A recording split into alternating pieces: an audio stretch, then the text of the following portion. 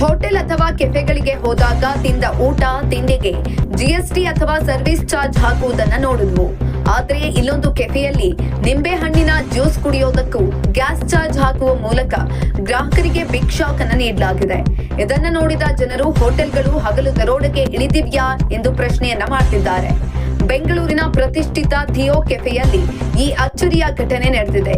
ಕೆಫೆಗೆ ಭೇಟಿ ನೀಡಿದ್ದ ಗ್ರಾಹಕರೊಬ್ಬರು ಹೊಟ್ಟೆ ತಂಪಾಗಿರಲಿ ಅಂತ ಮಿಂಟ್ ಲೆಮನೈಡ್ ಆರ್ಡರ್ ಮಾಡಿದ್ರು.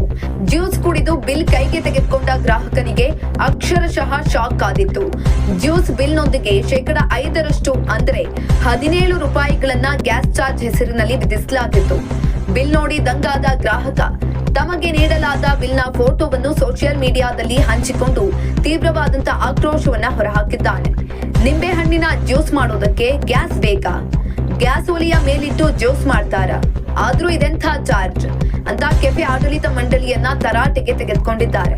ಈ ಪೋಸ್ಟ್ ಇದೀಗ ವೈರಲ್ ಆಗಿದ್ದು ನೆಟ್ಟಿಗರು ಕೂಡ ಕೆಫೆಯ ದರೋಡೆಯನ್ನ ಟೀಕಿಸ್ತಾ ಇದ್ದಾರೆ. ಇತ್ತೀಚೆಗೆ ಇಸ್ರೇಲ್, ಇರಾನ್ ಮತ್ತು ಅಮೆರಿಕ ನಡುವಿನ ಯುದ್ಧದ ಕಾರ್ಮೋಡದಿಂದಾಗಿ ಭಾರತದಲ್ಲಿ ಗ್ಯಾಸ್ ಸಮಸ್ಯೆ ಉಂಟಾಗಿದೆ. ಪೂರೈಕೆಯಲ್ಲಿನ ವ್ಯತ್ಯಯದಿಂದಾಗಿ ಹೋಟೆಲ್ ಉದ್ಯಮಕ್ಕೆ ದೊಡ್ಡ ಹೊಡೆತ ಬಿದ್ದಿರುವುದು ನಿಜ. ಈ ಸಮಸ್ಯೆಯನ್ನೇ ನೆಪ ಮಾಡಿಕೊಂಡು ಕೆಲವು ಹೋಟೆಲ್ಗಳು ಮತ್ತು ಕೆಫೆಗಳು ಹಗಲು ದರೋಡೆಗೆ ಇಳಿದಿವೆ. ಗ್ಯಾಸ್ ಬಳಕೆಯಾಗದ ತಂಪು ಪಾನೀಯಗಳು, ಜ್ಯೂಸ್ ಹಾಗೂ ವಾಟರ್ ಬಾಟಲ್ಗಳಿಗೂ ಗ್ಯಾಸ್ ಚಾರ್ಜ್ ಹಾಕುವ ಮೂಲಕ ಗ್ರಾಹಕರ ಜೇಬಿಗೆ ಕತ್ತರಿ ಹಾಕುತ್ತಿವೆ. ಸಂಬಂಧವೇ ಇಲ್ಲದ ವಸ್ತುಗಳಿಗೂ ಮನಬಂದಂತೆ ಚಾರ್ಜ್ ವಿಧಿಸುತ್ತಿರುವ ಇಂತಹ ಹೋಟೆಲ್ಗಳ ವಿರುದ್ಧ ಸಂಬಂಧಪಟ್ಟ ಅಧಿಕಾರಿಗಳು ಸೂಕ್ತ ಕ್ರಮ ಕೈಗೊಳ್ಳಬೇಕಾಗಿದೆ ಅಂತ ಆಗ್ರಹ ಮಾಡ್ತಿದ್ದಾರೆ ಸಾರ್ವಜನಿಕರು. ಇಂತಹ ಇನ್ನಷ್ಟು ವಿಡಿಯೋಗಳಿಗಾಗಿ ಲೈಕ್ ಮಾಡಿ, ಫಾಲೋ ಮಾಡಿ, ಶೇರ್ ಮಾಡಿ.